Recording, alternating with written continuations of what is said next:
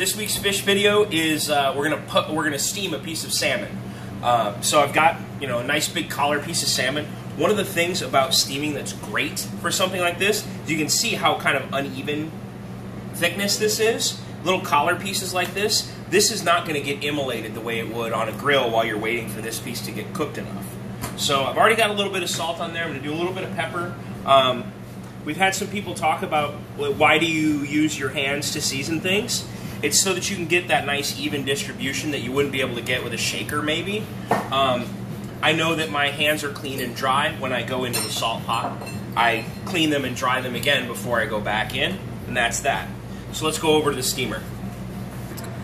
So this is our steamer. You can buy one of those expensive electric fancy cool ones. You can use the Asian basket steamer style one.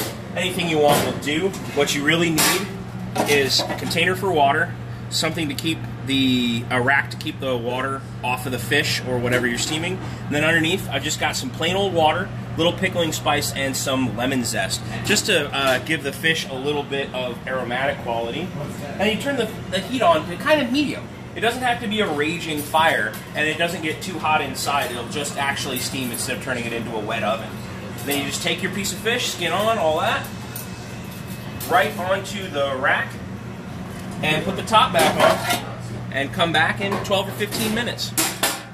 Alright, so exactly 13 minutes later, steamed salmon is done. You can see it starting to flake apart a little bit, which is the indicator of doneness. As they say, I'm just grabbing a pair of tongs so that I can lift my little rack out of here.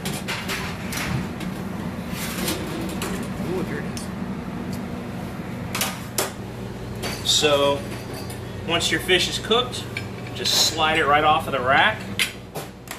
If your steamer is not as entirely too tall as mine was, you might be able to just spider it out with a spatula, but you work with what you've got.